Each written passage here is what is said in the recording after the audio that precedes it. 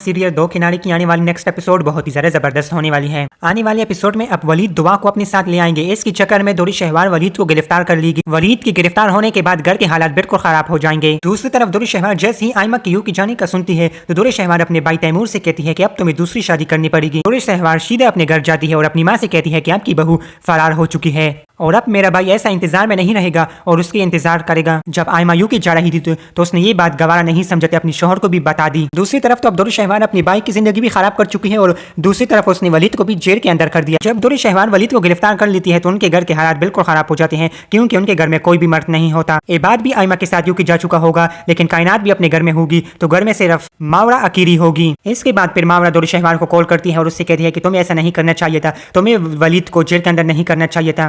जितने तुम्हारा हक है अपनी बेटी पर उतना वलीद का भी है, वलीद का भी बेटी है। एक बार अगर वलीद ने उसे अपने घर में ले आया तो उससे क्या बात हुई। दूसरी तरफ दुर्र शहवार की माँ भी बहुत ज्यादा परेशान होगी क्योंकि दुर्र शहवार सबकी जिंदगी बर्बाद करने पर लगी हुई है। अब दुर्र शहवार ये चाहती है कि वो तैमूर की दूसरी शादी कर ले, यहाँ तक कि उसने अपनी दोस्त के साथ बात भी पक्की कर चुकी है और उसकी दोस्त को भी कोई एतराज नहीं है। शायद तैमूर भी शादी के लिए राजी हो जाए क्योंकि दुर्र शहवार की तरफ से बहुत ज्यादा बदगुमान किया है और तैमूर भी राजी हो जाएगा कि मैं दूसरी शादी करूंगा। लेकिन इस बात पर दुर्र शहवार की माँ बिल्कुल भी राजी नहीं होगी।